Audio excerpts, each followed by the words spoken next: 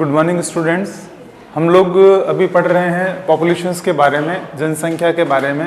अभी तक जो हमने शुरुआत की जनसंख्या पे, सबसे पहले हमने ये पढ़ना शुरू किया कि मानव संसाधन के रूप में है। मानव एक ह्यूमन एज ए रिसोर्सेज कि मानव अपने आप में एक महत्वपूर्ण संसाधन है। साथ ही हमने ये पढ़ा कि मानव संसाधन की अगर बात करें तो मानव संसाधन कब बनता है, जब वो मानव के लिए उपयोगी होता है, जब उसके कार्यों का, योगदान का प्रभाव पूरे विश्व पे पड़ता है, साथ ही इसका एक सकारात्मक प्रभाव देखने को मिले। उसके बाद हमने ये पढ़ना शुरू किया कि जनसंख्या का वितरण, पूरे विश्व में जो डिस्ट्रीब्यूशन है पॉपुलेशन का, वो किस प्रकार का है।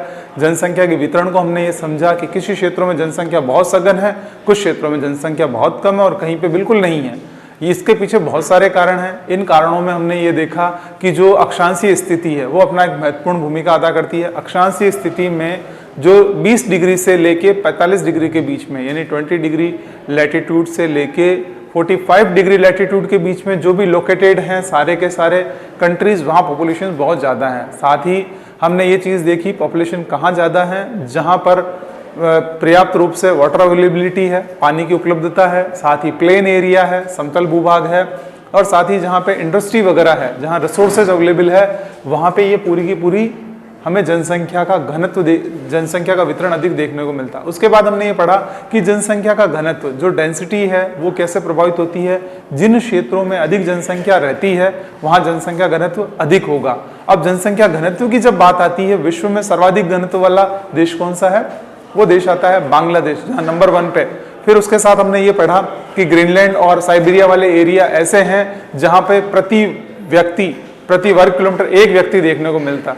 अब बात आती है जनसंख्या वितरण और घनत्व में जो अंतर हम कैसे डिसाइड करें, ये कंसेप्ट हमें समझना जरूरी है। जनसंख्या वितरण मतलब किसी एरिया पर रहने वाली पॉपुलेशन, वो एरिया कितना भी हो सकता है, जितना एरिया उसके अकॉर्डिंग जो पॉपुलेशन रह रही है वो कहलाएगा पॉपुलेशन डिस्ट्रीब्यूशन, जनसंख्या वितरण। जनसंख्या घनत्व की जब हम बात करें, प्रति वर्ग किलोमीटर, यानी किसी भी देश में 1 वर्ग किलोमीटर को हम स्क्वायर बना दें, वहां जो पॉपुलेशन रह रही वो कहलाएगा जनसंख्या घनत्व।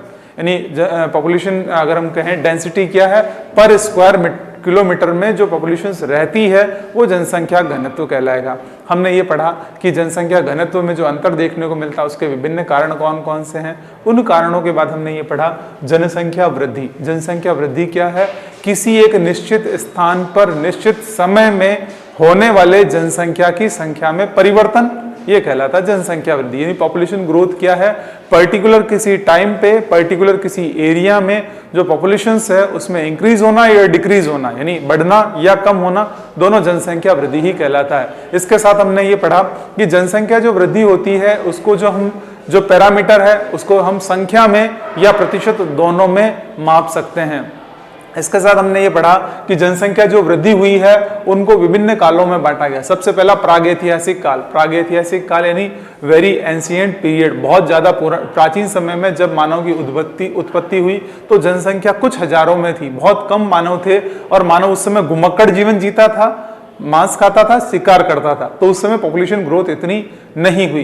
फिर उसके बाद में आता है प्राचीन काल। प्राचीन काल की जब हम बात करें उस समय जनसंख्या धीरे धीरे जनसंख्या में ठहराव होने लगा। ठहराव मतलब व्यक्ति जो घुमक्कड़ जीवन जी रहा था उसने एक जगह रहना शुरू किया। यहाँ से शुरुआत होती है नदी घाटी सभ्यताओं की, यानी रिवर वैली जो हमारा प्रोजेक्ट शुरू होता है। नील नदी सभ्यता, मिस्र की सभ्यता, मेसोपोटामिया की सभ्यता, सिंधु घाटी सभ्यता, यानी एक सभ्यताओं का काल शुरू होता है। यहाँ मानव की जनसंख्या धीरे धीरे बढ़ने लगी। फिर इसके बाद में हम लोगों ने इसके बाद नेक्स्ट जो पढ़ा था मध्यकाल। मध्यकाल में हमने ये पढ़ा, ये जो मध्यकाल माना जाता है वो 700 ईस्वी से लेके 1650 ईस्वी के बीच में माना जाता है, और इस समय जो जनसंख्या थी वो लगभग 55 करोड़ के करीबन हो गई। उसके बाद आता है आधुनिक काल। आधुनिक काल में हमने ये देखा कि जो 1650 से लेकर 1750 के बीच में 72 हुई, फिर 1850 के बीच में 132 करोड़ हुई, फिर अगर हम बात करें 1950 और आज अगर हम 2020 की बात करें तो 7.8 बिलियन पॉपुलेशन बढ़ चुकी है। तो ये जनसंख्या इस तरह से बढ़ने लगी। अब दिमाग में एक प्रश्न आता है कि प्राचीन समय में जनसंख्या इतनी नहीं बढ़ी और आधुनिक काल में एकदम जनसंख्या क्यों बढ़ी, क्या कारण हुए होंगे? तो आज हम बात करेंगे जनसंख्या वृद्धि के कारण, जो वे फैक्टर जिनके माध्यम से पॉपुलेशन ग्रोथ हुई। जनसंख्या वृद्धि के कारण, यहां अगर हम इन कारणों की बात करें तो सिंपल से रीजंस हैं। सबसे पहली चीज ये है कि उच्च जन्म दर एवं मृत्यु दर में कमी, मृत्यु दर में कमी। यानी अगर हम यहां बात करें तो ये क्या चीज हुई है कि जनसंख्या की जो वृद्धि होने का पहला कारण ये बताया गया है कि जो बर्थ रेट है वो हाई है, हाई बर्थ रेट और लो डेथ रेट। अब ये कंसेप्ट क्यों हुआ ऐसा? क्योंकि पहले प्राचीन समय में जनसंख्या जो वृद्धि होती थी, जन्म दर अधिक हुआ करती थी, उसके पीछे कारण ये था कि अगर एक घर में 4 या 5 बच्चे पैदा होते तो कई बार बाढ़ की स्थिति हुई, कई बार सूखे की स्थिति हुई, 4, 5 या 10, 12 जितने भी बच्चे पैदा हुए घर में, उनमें से जीवन कितने जी पाते थे? मुश्किल से 3 या 2 या 4, इससे ज्यादा नहीं हो पाते। यानी घर में अगर 10 बच्चे पैदा हुए हैं, 10 में से 5-6 की तो डेथ हो जाती जब तक वो बड़े होते, उससे पहले।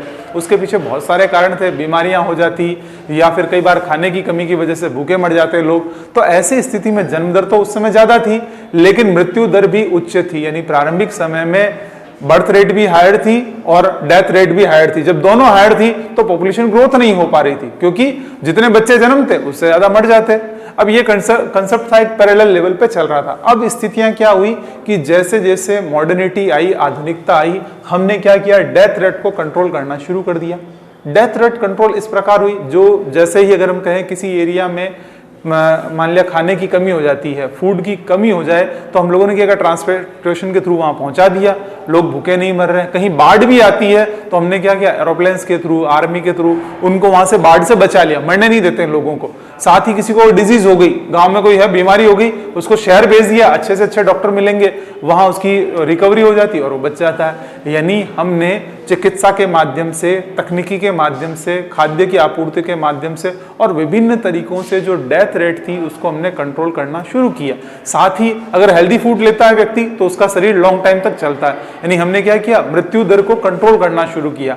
तो जनसंख्या वृद्धि में पहला कारण बनता है मृत्यु दर की कमी, यानी डेथ रेट को हमने कम किया। अब कम कैसे हुआ?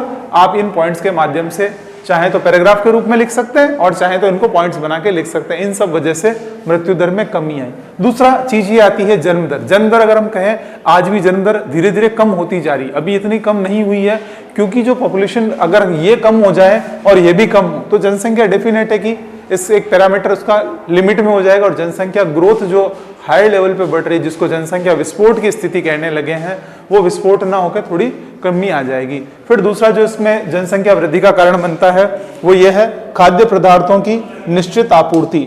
जो फूड प्रोडक्शन है वो प्रॉपर वे में मिल जाते हैं। खाद्य पदार्थों की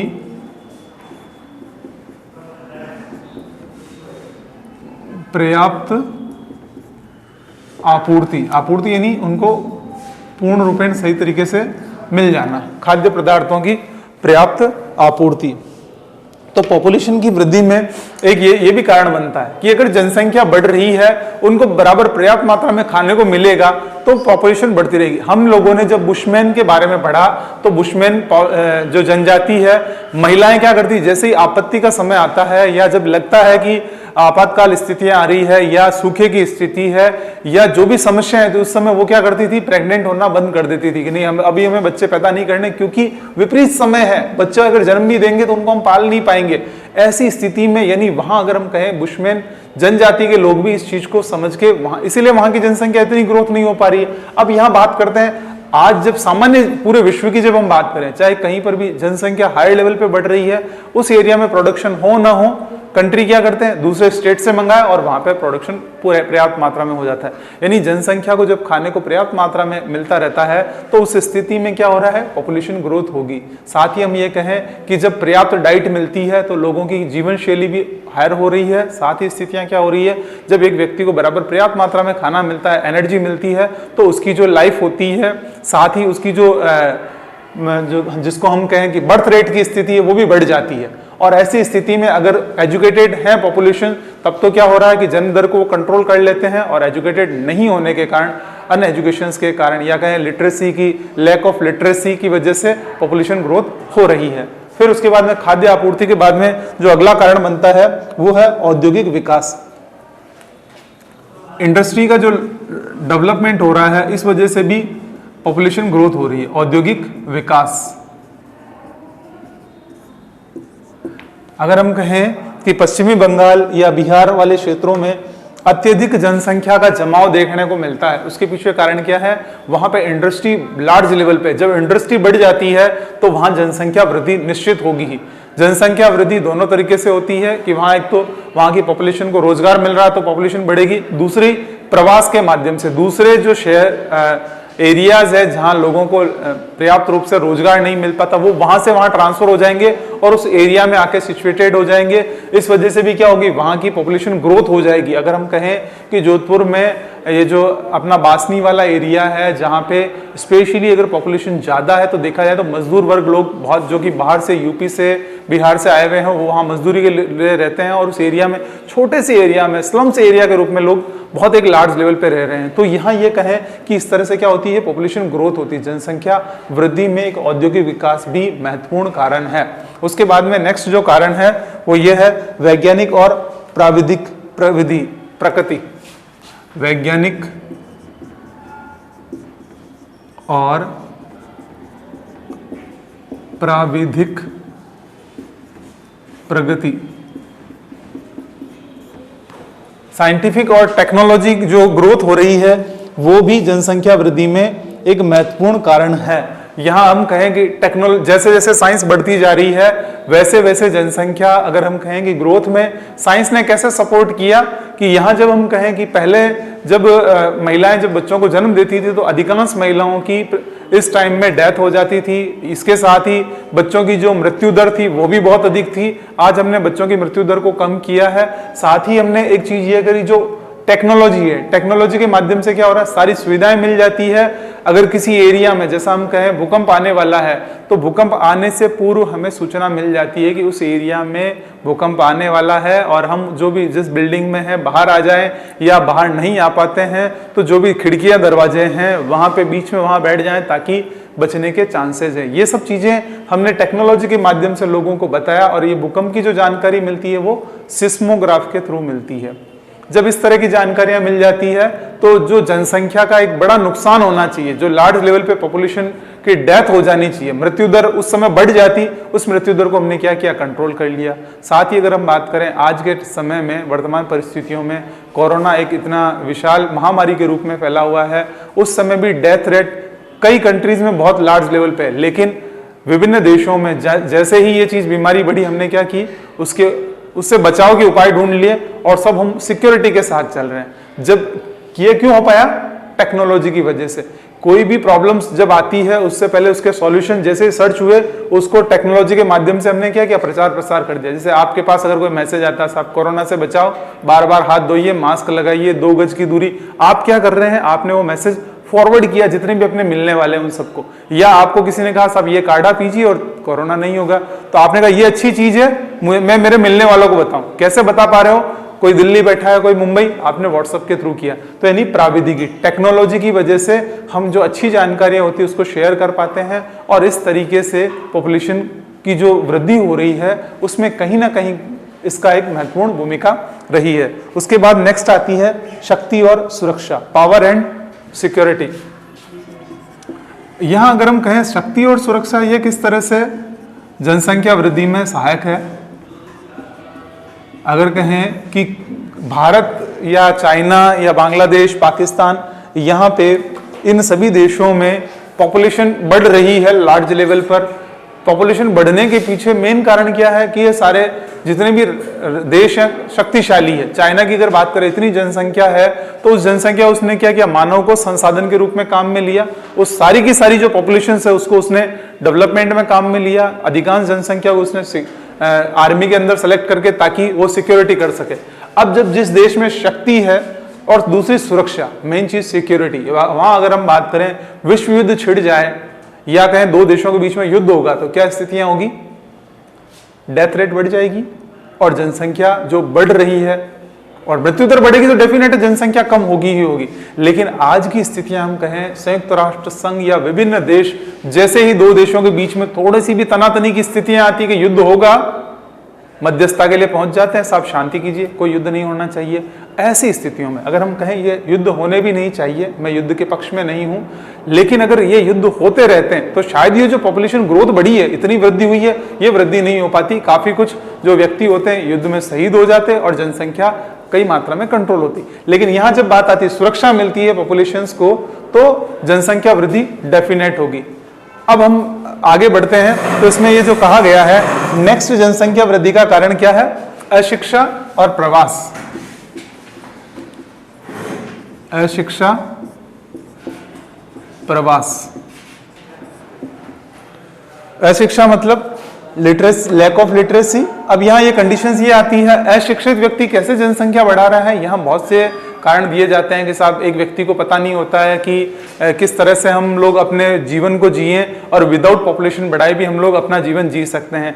आज अगर हम कहें कि कई जगह समाज में ये मान्यताएं हैं कि घर में अगर मान लिया 2 लड़कियां, 3 लड़की, 4 या 5 लड़कियां भी हो गई, उसके बावजूद भी उनकी इच्छा होती है साहब एक लड़का तो होना चाहिए, हमारा वंश चलाएगा। और इस कंडीशन में क्या होता है, फिर भगवान कहता है कि बेटियां तो वहां होती है जहां खुदा की रहमत हो, चल भाई एक बेटी और, 6 की जगह 7 सोचे, फिर नेक्स्ट ईयर और सोचते हैं। अगर इस तरीके से, क्योंकि मेंटलिटी जो उसमें चेंजेस नहीं आएगा अशिक्षा की वजह से, या हम कहें कि हमने ऐसा सिस्टम डेवलप कर दिया, आज अगर हम कहें चाहे बॉयज हो चाहे गर्ल्स दोनों इक्वल है, अगर ये मेंटलिटी बन जाए तो शायद सोसाइटी में बच्चे होने चाहिए, लेकिन जो लार्ज लेवल पे बढ़ रहे हैं वो संख्या कम हो सकती है।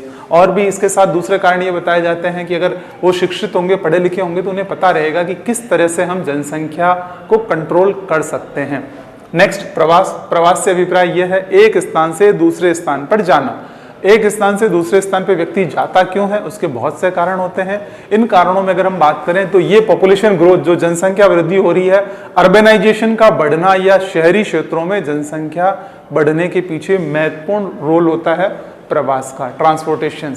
इसमें अगर हम कहें बच्चे गांवों से शहरों की तरफ आते हैं पढ़ाई करने के लिए, पढ़ाई करने के बाद जब उनको लगता है कि अब हमारी लाइफ सेटल हो सकती है या हम रोजगार हमें मिल रहा है, और वो गांव में जाके वापस रहना पसंद नहीं करते क्योंकि शहरी चकाचौंध अच्छी लगती है और वापस वो ट्रांसफर नहीं होना चाहते। ऐसी कंडीशंस में क्या होता है, अर्बनाइजेशन बढ़ता है, शहरों में स्लम्स एरिया बढ़ेंगे और लोग क्योंकि वापस अगर पास में गांव में जाकर रहना पसंद करेंगे तो गांव का भी डेवलपमेंट होगा। लेकिन स्थितियां क्या होती है, प्रवास में 2-3 कारण होते हैं। पहला, शिक्षा की वजह से प्रवास होना, दूसरा अपने रोजगार के लिए प्रवास करना, हम लोग अपने व्यवसाय के लिए पास के शहरों में जाके रहना पसंद करते हैं, और तीसरा प्रवास होता है मैरिज, विवाह के कारण। विवाह के कारण जो प्रवास होता है उसमें मेनली रोल होता है फीमेल का, क्योंकि हमारी जो संस्कृति है उसमें विवाह के बाद जो लड़की होती है वो अपने पिता का घर छोड़ के जहां उसका पति का घर होता है वहां जाके रहती है, यानी फीमेल का ट्रांसपोर्टेशन हो रहा है, वहां से वो उस जगह चली जाती है। तो ऐसी स्थितियों में भी वहां उस क्षेत्र में जनसंख्या की वृद्धि होती है। तो ये हमने विभिन्न कारण पढ़े कि जनसंख्या की वृद्धि क्यों होती है, किस प्रकार इन क्षेत्रों में डेवलपमेंट पॉपुलेशन ग्रोथ होती है। अब इसके बाद में आती है जो जनसंख्या वृद्धि की कुछ मुख्य विशेषताएं रही है। पूरे विश्व में अगर हम देखें तो जनसंख्या वृद्धि की विशेषताएं, जनसंख्या वृद्धि की विशेषताएं,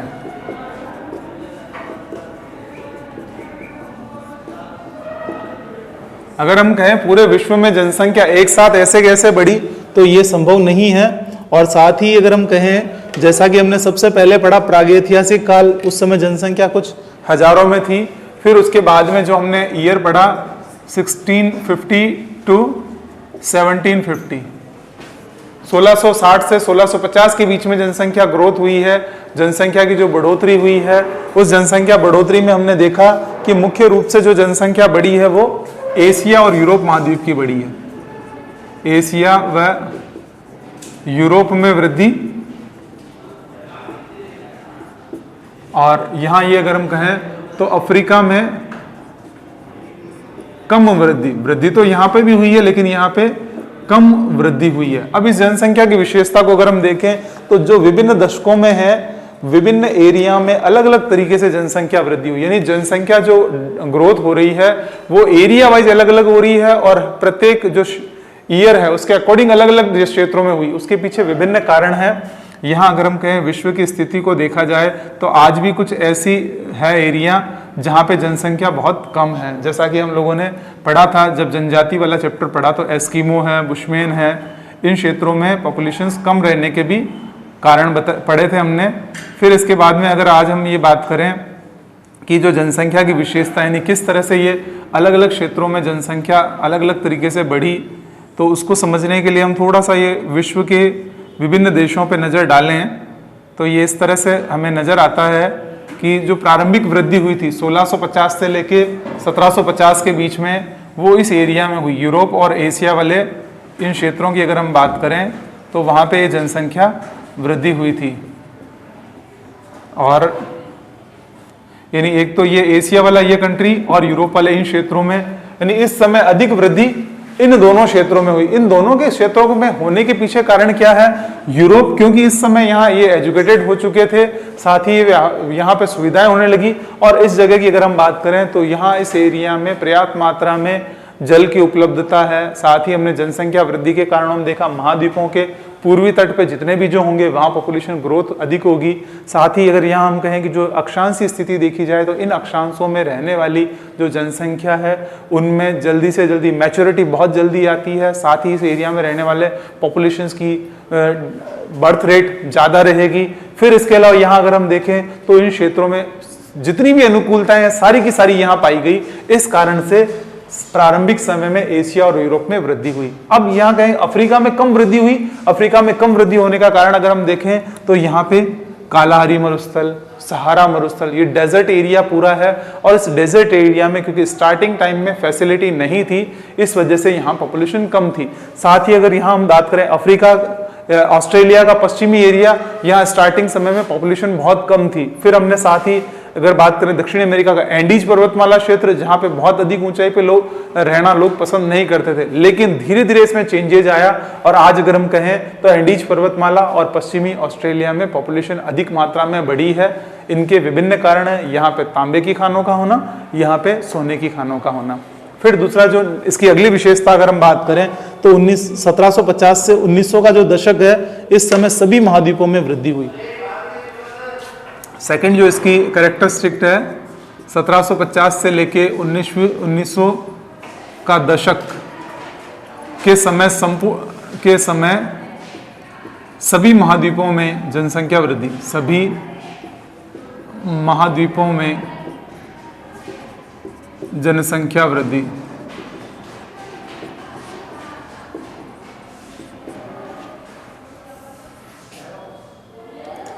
यहां अगर हम बात करें तो ये सभी महाद्वीपों में इस समय जनसंख्या बढ़ने लगी, क्योंकि इस समय अगर कहें 1600 ईस्वी के बाद में, 1700 ईस्वी के बाद में क्या स्थितियां हुई। यहां अगर हम बात करें यूरोप में एक क्रांति हुई थी जिसे हम औद्योगिक क्रांति कहते हैं, इंडस्ट्रियल रिवोल्यूशंस। औद्योगिक क्रांति के परिणाम स्वरूप क्या हुआ कि जो काम 10 व्यक्ति मिलकर करते थे, एक मशीन उसको पूरा कर रही है।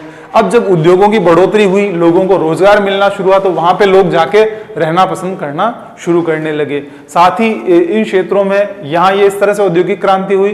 फिर इसके अलावा अंग्रेजों ने उस समय पूरे विश्व को अपने उपनिवेश बनाना शुरू किए। भारत, चाहे हम अफ्रीका की बात करें, ऑस्ट्रेलिया बात करें, कहा जाता है कि अंग्रेजों की उस शताब्दी में अंग्रेजों का सूरज अस्त नहीं होता था। सूर्य अस्त नहीं होता मतलब जहां पर भी सूर्य है वहां अंग्रेजों का साम्राज्य था। और अंग्रेज जैसे जैसे जिन महाद्वीपों में या जिन क्षेत्रों में गए, वहां इन्होंने क्या शुरू किया, एजुकेशन स्टार्ट करी, एजुकेशन स्टार्ट की। और जैसे ही एजुकेशन शुरू हुई, साथ ही लोगों को सुविधाएं मिलने लगी, तो वहां पे जनसंख्या वृद्धि होना स्वाभाविक थी। इस समय संपूर्ण विश्व में जनसंख्या वृद्धि होने लगी। इसके बाद में जो नेक्स्ट आता है 1900 से लेकर 20वीं शताब्दी के मध्य,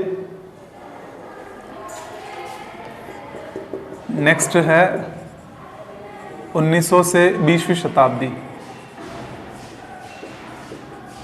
इस समय जो जनसंख्या वृद्धि हुई है वो जनसंख्या वृद्धि स्पेशली उत्तरी अमेरिका और यूरोप में हुई है। उत्तरी अमेरिका एवं यूरोप महाद्वीपों में, यानी 1900 से लेकर 20वीं शताब्दी के बीच में इन महाद्वीपों में यह जनसंख्या और अधिक मात्रा में बढ़ने लगी, क्योंकि यहाँ पे रोजगार के अवसर बढ़ने लगे या इंडस्ट्रियाँ डेवलप होने लगी, तो प्रवास के माध्यम से और जनसंख्या ग्रोथ के माध्यम से यहाँ पे जनसंख्या बढ़ने लगी। हम एक छोटे से एग्जाम्पल से समझें, राजस्थान की अगर हम बात करें तो हमारा पश्चिमी राजस्थान, वेस्टर्न राजस्थान की कंडीशंस देखी जाए, आज के लगभग 10 से 15 साल पहले या 20-25 साल पहले स्थितियां ये देखी जाए, जैसलमेर, बीकानेर, बाड़मेर, इन एरियाज में लोग कम रहना पसंद करते थे। यहाँ पॉपुलेशन जो पॉपुलेशन ग्रोथ की बात की जाए बहुत कम हुआ करती थी, लेकिन पिछले कुछ वर्षों में यहाँ पॉपुलेशन ग्रोथ की अगर बात की जाए, बाड़मेर है, जैसलमेर है, यहाँ पॉपुलेशन ग्रोथ बढ़ी है, बहुत ज्यादा मात्रा में लोग रहने लगे हैं। इसके पीछे कारण क्या है? इंदिरा गांधी कैनाल के यहाँ आने की वजह से यहाँ पानी की उपलब्धता होने लगी है। इसी के साथ यहाँ एग्रीकल्चर जैसे ही बढ़ी, लोगों को सुख सुविधाएं बढ़ी और यहाँ जनसंख्या वृद्धि होने लगी, यानी लार्ज लेवल पे पॉपुलेशन बढ़ी। इसी प्रकार से 1900 से लेकर 20वीं शताब्दी के बीच में अमेरिका और यूरोप महाद्वीप में स्पेशली इंडस्ट्रियल डेवलपमेंट होना शुरू हुआ, और जैसे जैसे इंडस्ट्रियल डेवलपमेंट होना शुरू हुआ, पॉपुलेशन यहाँ बढ़ने लगी। आज भी अगर हम बात करें, चाहे भारत हो, पाकिस्तान, बांग्लादेश या विभिन्न किसी भी क्षेत्र का जो युवा वर्ग है, वो ये चाहता है मैं अच्छी खासी पढ़ाई करूं, अच्छा खासा नॉलेज लूं और उसके बाद में अमेरिका या कनाडा जाके जॉब करूं।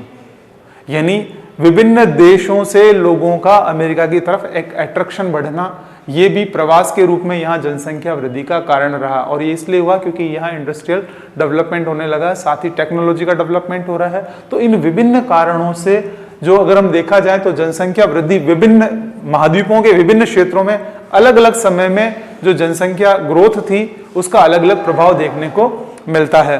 साथ ही हम कहें अब उत्तरी और दक्षिणी अमेरिका में जनसंख्या वृद्धि तीव्र गति से होने लगी है। और हमने साथ ही ये भी पढ़ा कि ये जो जनसंख्या वृद्धि है देखा जाए तो ऑस्ट्रेलिया के पश्चिमी पार्ट में भी होने लगी है और दक्षिण अमेरिका में भी हो रही है। जैसा कि हम लोग पहले भी पढ़ चुके हैं, दक्षिणी अमेरिका एंडीज पर्वतमाला, तांबे की वजह से जनसंख्या वृद्धि हुई है और यहाँ सोने की वजह से। अब ये इस तरीके से पॉपुलेशन ग्रोथ होने लगी, जनसंख्या बढ़ने लगी, तो इन जनसंख्या के बढ़ने से बहुत सारी समस्याएं आने लगी। इन समस्याओं को हम अगली वाली क्लास में पढ़ेंगे। ये जो समस्याएं हैं नेक्स्ट क्लास में।